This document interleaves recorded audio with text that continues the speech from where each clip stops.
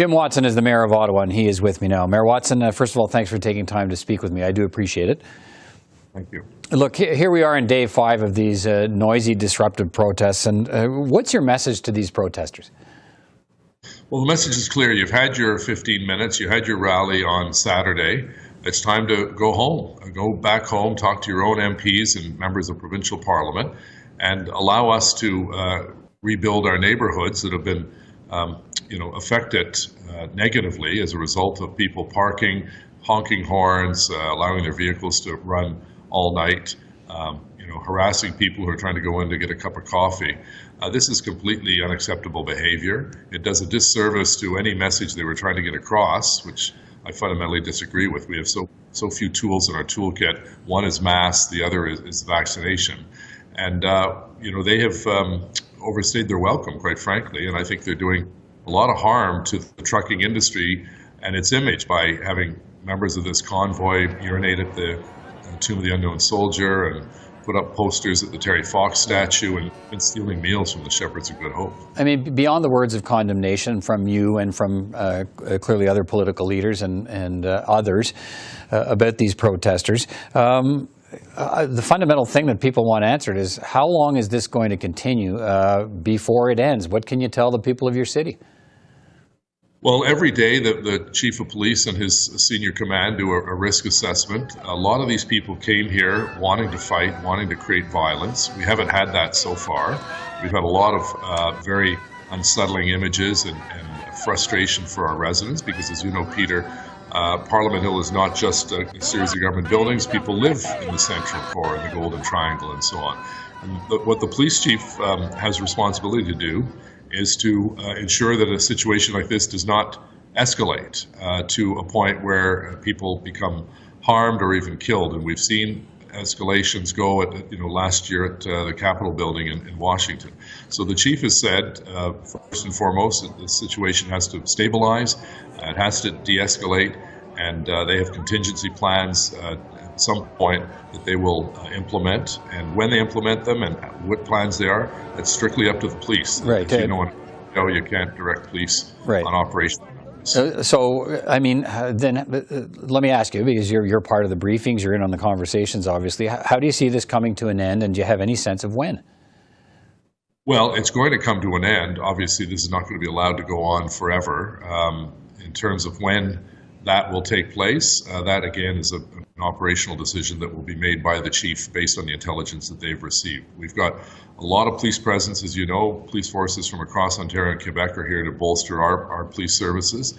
And we've been very patient, quite frankly, with this group. And the organizers have been completely irresponsible in terms of any leadership or ownership of some of the outrageous activity and behavior of their members. And they should be the ones telling their members, go back home, get back to business, deal with your own local MPs, and allow these neighborhoods to reopen again. How much is all of this costing the City of Ottawa? Well, it's $800,000 a day for police costs alone, and then probably a couple $100,000 in overtime costs for public works, bylaw, paramedics, and so on. So it's very expensive, and our taxpayers shouldn't be paying for this nonsense. We've asked our city solicitor to see what can be done with the GoFundMe fund that they've raised over $8 million, whether that can be tapped into to pay for some of these extraordinary expenses caused by these truckers. Okay. Is it also your intention to ask the federal government to assume all or part of these costs? Yeah, we have a good relationship with the federal government, and I spoke with the Prime Minister yesterday, and he's assured us that the federal government is here with us in the long term. They recognize this as a burden on our taxpayers, so we appreciate his positive perspective. What can you tell us about the impact these protests have had on, in some cases, life and death situations? Have you had any reports of people who've been unable to receive help from first responders because of these protests? There was one, one story going around about someone that was delayed, and that was proven not to be the case. The police checked into that. But it's been extremely disruptive for people who work in the healthcare sector, for instance. There's nurses and doctors that I've seen reports on that are 2 hours late getting to their their hospital or their clinic.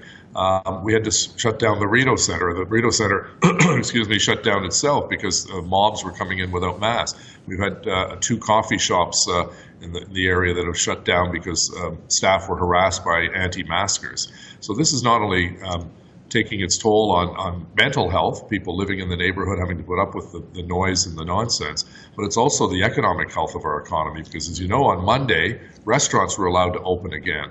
Many of the restaurants in the Central Core decided not to open because they didn't fear, they feared for their safety in that way. So it's a big cost economically and to mental health and to the social well-being of our constituents. Can I finish on this? I've lived in the city a long time, and you know the city well too. You've lived here a long time. But I think a lot of people outside the nation's capital don't understand there are kind of 2 cities here. There's the federal legislature, there's the city of monuments, but there's also a living city of people who live and work here every single day. And do you think sometimes that's lost in the idea of protest? People come here with a message they want to give to the federal government, but often the implications are much broader than that for the people who call this home. That's true. You know, there are 2 Ottawas, the community, the municipality, and the federal government. The problem is that we've never seen any protest like this, which is infringed on the residential part of the community. People who have come to protest, whether it's Black Lives Matter or other important causes, have always been respectful of neighborhoods and communities. They've kept the protest up on the Hill. They've worked with the police to coordinate traffic flow and so on. This group of yahoos have arrived here, no planning, no thought put into it, and complete disregard for people who live and work and want to visit the nation's capital. So look at, as the old expression goes, they've overstayed their welcome. It's time for them to move on. And ultimately, the police will take action because this thing can't go on forever. Our Ottawa Mayor Jim Watson. Always good to talk to you, Mayor Watson. Take care, and we'll talk again soon. Thanks, Peter. Bye.